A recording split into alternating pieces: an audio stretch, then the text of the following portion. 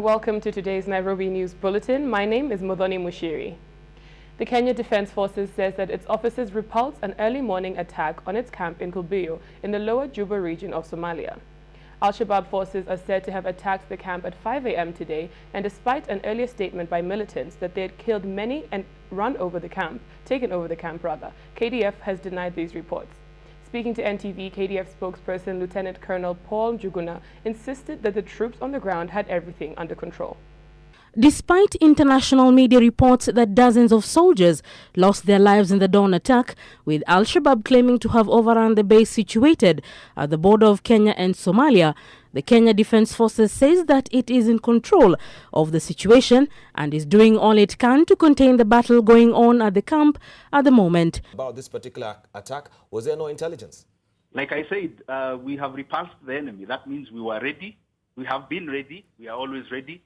We have repulsed the enemy is on the run, and this shall become evident as we carry on the day. Somalia's militant Al-Shabaab group had earlier claimed that its fighters have seized the Kulbiyow military base from the KDF after an early morning attack. KDF spokesperson Lieutenant Colonel Paul Njuguna says there is ongoing fighting between KDF and Al-Shabaab, saying the military will relay information which it continues to gather. Become evident because of what will eventually happen by the end of this. We cannot discuss the operation that is ongoing, but definitely we are using what we have at our disposal to ensure that we defeat the enemy.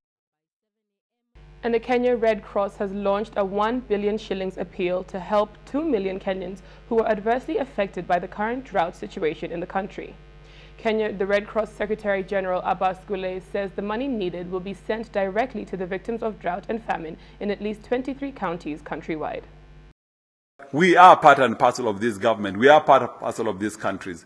So I think as Kenyans, what we are saying is that we all have a responsibility to help our brothers and sisters. This is our country. No one will come from outside to help us build this country. When we have to build it, it is us. When there are crises, it's us to be our brothers and sisters keepers. We have to care for ourselves and think of being more self-reliant. It's good to be supported by others, but the initial thing should come from us. We have risen to the occasion before. We have shown the world that we simply cannot eat if our neighbor is hungry, and we cannot sleep if there's a baby shivering outside our perimeter fence. It is with this sense of urgency that I'm asking each one of you individually and collectively to come together and own this appeal, just like you did in 2011. Kenyans came together in so many different forms. They had contests and concerts and so many fundraising activities. So I'm asking you to please come again and do that. And a man committed suicide in his house on Thursday night, just moments after he assaulted his wife. According to his wife, Judy Wangare, who reported the incident to the police, her husband came home in the evening drunk and told her that he had lost his friend and that she was next.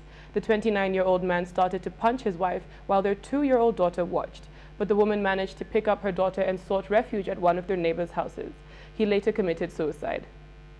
AFC Leopards have traveled to central Kenya for a pair of friendly matches as coach Stuart Hall continues to rebuild for the 2017 Kenya Premier League season. According to the club CEO Ronald Namai, the club will play against Embu County FC on Saturday afternoon and Tetu Combined in Nyeri on Sunday morning before heading back to Nairobi. And finally, police have arrested a man who clung onto CORD leader Raila Odinga's chopper on Thursday. They traced and arrested the man identified as Mr. Julius Mithali Rigo from Kangeta to Ingembe Central. Meru County Police Commander Nelson Taliti confirmed the arrest on Friday. After the dangerous ride, Mr. Rigo was dropped at Athima Primary School grounds in an emergency landing.